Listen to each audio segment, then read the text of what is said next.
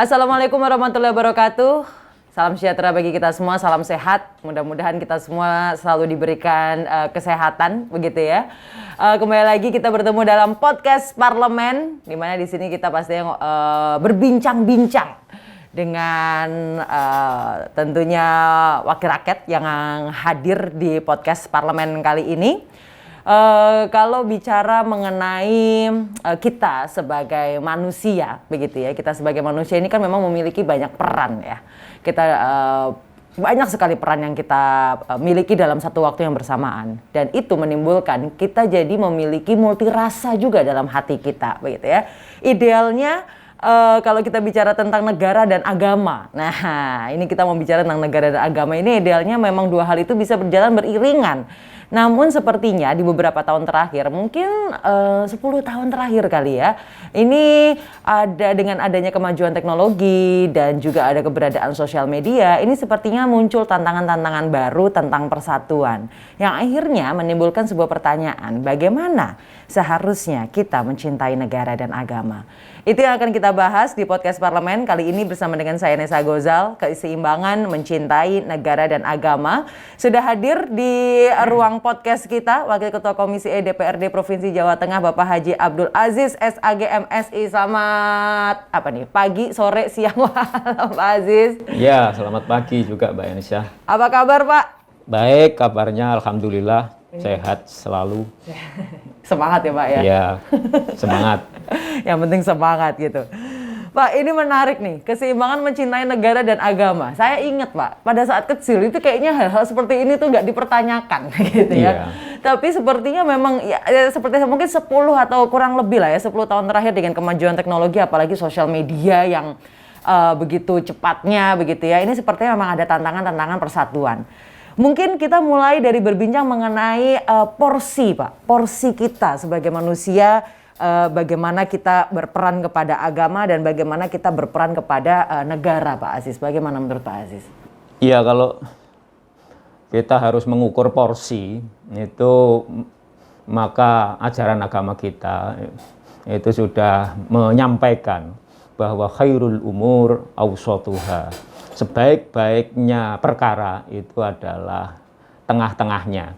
Jadi kalau ada ekstrim pendapat, misalnya satu kelompok itu sangat ekstrim ke kanan, kelompok lain biasanya kemudian muncul kelompok lain yang punya pandangan dan cara berpikir yang ekstrim sebaliknya. Ketika terjadi hal yang seperti itu, maka yang terbaik pilihannya adalah yang tengah. Pilihan tengah itu adalah pilihan yang selalu menempatkan porsi keseimbangan antar berbagai pendapat yang cenderung ekstrim tadi itu.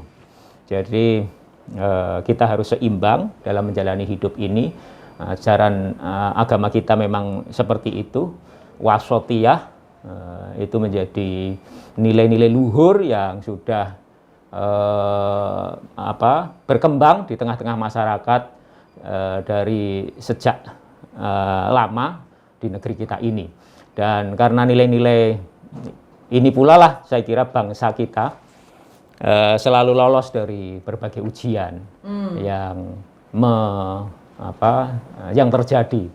Yang mencoba masuk begitu ya Pak? Yang mencoba masuk juga. Saya kira begitu. Iya.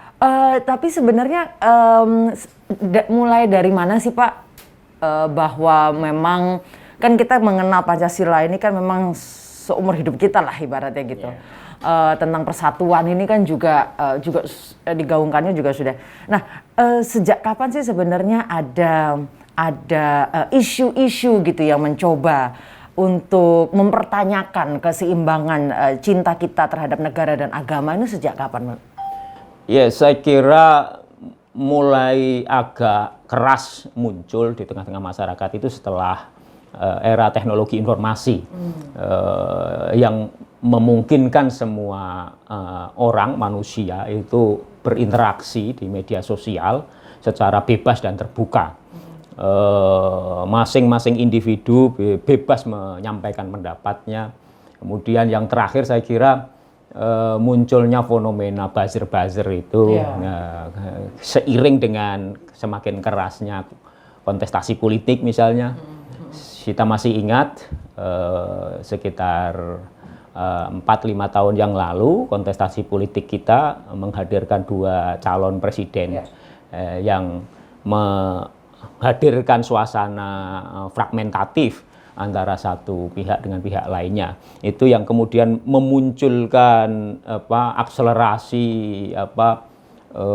berita-berita hoax dan lain sebagainya. Termasuk yang paling krusial memang isu-isu itu terkait dengan sentimen-sentimen keagamaan, urusan-urusan keagamaan. Sehingga ya kemudian masyarakat dibentur-benturkan antar pihak itu, yang ketika itu kemudian memang banyak pihak merasa was-was, banyak pihak merasa khawatir bahwa kita akan mengalami sedikit goresan terhadap kondisi persatuan dan kesatuan kita sebagai sebuah bangsa. Iya, tapi memang saya ingat sekali juga kita tuh dihadapkan pada situasi harus kayak seperti harus memilih gitu, ada di pihak mana gitu, nggak bisa di tengah-tengah, kayak harus ada kakinya ada di pihak mana, di kanan apa yang di kiri gitu, Pak. Iya, saya kira kita tidak kehabisan tokoh ya ketika bangsa ini betul-betul dibelah menjadi 2 kutub yang fragmentatif misalnya pada kasus Pilpres kemarin. Tetap muncul tokoh-tokoh bangsa, tokoh-tokoh masyarakat yang terus menyampaikan suara-suara kesejukan, menyampaikan narasi-narasi tentang perlunya persatuan dan kesatuan. Kita masih segar mengingat sosok yang ada di sekitar kita sendiri di Jawa Tengah, Mbah Maimun Zubair misalnya. Sehingga ketika itu, baik itu Pak Prabowo maupun Pak Jokowi itu sowan kepada beliau. Jadi beliau betul-betul menjadi tumpuan yang mengurai ketegangan-ketegangan yang ada. Saya kira kita punya tradisi panjang tentang sosok-sosok atau tokoh-tokoh yang terus-menerus menyampaikan narasi-narasi yang damai dan gitu kesejukan. Ya. Tapi menurut Pak Aziz, apakah ini masih akan berlangsung, Pak? Narasi-narasi seperti ini yang sepertinya akhirnya mempertanyakan apakah saya harus lebih mencintai negara atau mencintai agama yang seperti itu, apakah masih akan terus, apakah akan seperti senjata yang masih enak buat ini gitu? Kalau saya kok optimis akan pada saatnya akan terurai semua. Karena kita punya sejarah panjang, tradisi keagamaan yang penuh dengan toleransi, penuh dengan pandangan-pandangan yang moderat. Kita sejarah moderasi cara pandang beragama ini saya kira tidak hanya muncul pada saat Indonesia modern ya, tapi jauh sebelum Indonesia merdeka. Kita punya tokoh-tokoh, ulama-ulama yang wawasan keagamaannya itu sangat moderat, sangat toleran, dan sangat mencintai persatuan dan kesatuan. Apakah pada saat di masa Nabi begitu ya Pak? Apakah hal-hal seperti ini tuh juga terjadi? Artinya begini, di saat ada ketidakseimbangan antara mencintai negara dan juga mencintai agama, begitu. Apakah memang dulu sempat terjadi juga, Bapak? Iya, saya kira ulama-ulama kita itu yang dicontoh ya Kanjeng Nabi Muhammad ya. Nabi Muhammad itu adalah tokoh besar yang sudah memberi contoh kepada kita ketika beliau mendirikan Madinah sebagai sebuah pusat dakwah, dan sebagian orang menyebut ini adalah sistem negara ya. Beliau membangun dengan sangat baik peradaban Madinah yang kemudian sekarang kita kenal dengan Piagam Madinah atau Mitsaqul Madinah itu. Ketika itu beliau hijrah dari Mekah menuju Madinah untuk melanjutkan perjuangan dakwah Islam tentu saja. Jadi misi utamanya adalah dakwah Islam. Beliau sadar di Madinah itu terdiri dari berbagai suku, berbagai ras. Bahkan pada masa-masa awal ini posisinya umat Islam masih minoritas. Dari sekitar 10.000 penduduk Madinah itu umat Islam hanya 1.500. Kemudian umat Yahudi itu 4.000. Kemudian umat agama lain, agama paganis itu sekitar 4.500-an gitu. Jadi Islam masih minoritas, tapi beliau karena memandang akan sangat pentingnya sebuah kesepakatan bersama untuk hidup bersama di dalam tatanan masyarakat modern ketika itu, maka beliau menginisiasi sebuah kesepakatan yang dibangun bersama dengan kelompok-kelompok lain itu. Kesepakatan itulah yang kemudian disebut Piagam Madinah. Poin pertama, pasal pertama yang sangat inti di Piagam Madinah itu adalah tentang pentingnya kebersamaan, pentingnya saling tolong menolong, at-ta'awun bainahum bainan nas. Gitu. Jadi saya kira itu adalah contoh konkret Nabi memberi pelajaran tentang pentingnya sebuah tatanan masyarakat yang saling tolong menolong, saling bantu membantu antar sesama. Itu seperti saya mendengar cerita itu seperti ada seperti dejavu ke munculnya Pancasila ya, Pak? Iya, saya kira hal sejarah yang sama kita mencatat para founding father kita ketika merumuskan dasar negara kita Pancasila itu juga mengalami proses yang sama. Yang ketika itu panitia kecil pembentukan negara kita merancang sebuah dasar negara. Di situ muncul beberapa perbedaan pendapat, tapi kita kemudian menyaksikan tokoh-tokoh agama kita mampu memunculkan konsensus yang kemudian kita sepakati bersama sampai hari ini, Pancasila sebagai dasar negara kita. Apakah memang ancaman-ancaman ataupun tantangan-tantangan yang hadir untuk memecah belah ibaratnya kubu A, kubu B gitu ya, itu memang untuk sesederhana, maksudnya senaif mengganti Pancasila begitu Pak. Akhirnya sampai harus ada pertanyaan, mana yang harus aku ikuti, negara apa agama nih gitu kan? Iya, sesungguhnya secara embrional memang pertentangan itu kan sudah pernah terjadi ketika perumusan dasar-dasar negara ini. Sehingga ketika itu muncul Piagam Jakarta misalnya, tapi akhirnya kemudian disepakati kembali kepada konsep dasar Pancasila yang terdiri dari 5 sila itu.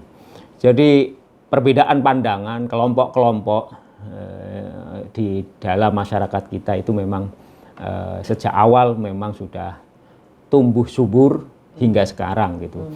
Karena kita memang adalah sebuah bangsa yang terdiri dari beragam etnis, suku, ras, pulau dan lain sebagainya. Sehingga memang ancaman disintegrasi yang bersumber dari pandangan keagamaan yang gampang banget yang berbeda itu setiap waktu itu bisa muncul secara laten kan begitu. Cuma saya masih yakin, kita masih optimis karena kita ini sudah punya sejarah panjang persatuan dan kesatuan bangsa. Kita punya sejarah munculnya tokoh-tokoh besar bangsa yang terus dengan semangat mereka menyampaikan narasi-narasi tentang persatuan dan kesatuan kita sebagai sebuah bangsa. Jadi mah ancaman itu mas akan selalu ada sepertinya ya Pak Iya, ya. betul. Tapi Saya kita kira begitu. apa namanya dengan adanya Pancasila ini merupakan satu lem begitu Iya. ya Bapak ya. Tapi kalau menurut Pak Aziz sendiri bagaimana seharusnya kita memandang keberagaman yang benar-benar beragam yang ada di Indonesia ini. Kalau ngelihat dari Jawa Tengah aja bahasa Jawanya aja beda-beda. Iya. Bahasa Jawa Panturaan beda lagi sama Semarangan sama apa segala macam. Beda-beda. Solo beda lagi bahasa Jawanya gitu kan. Unggah-ungguhnya beda lagi gitu. Iya, ajaran agama kita kan juga sudah sangat jelas menyampaikan tentang bahwa esensi dari penciptaan Tuhan di muka bumi ini adalah esensi tentang perbedaan, gitu kan? Esensi tentang perbedaan. Jadi ada sebuah ayat yang berbunyi inna khalaqnakum min dzakarin wa unsa wa ja'alnakum syu'uban wa qabaila lita'arafu. Jadi manusia ini asal usulnya adalah satu, ya. Satu Nabi Adam dan Ibu Hawa.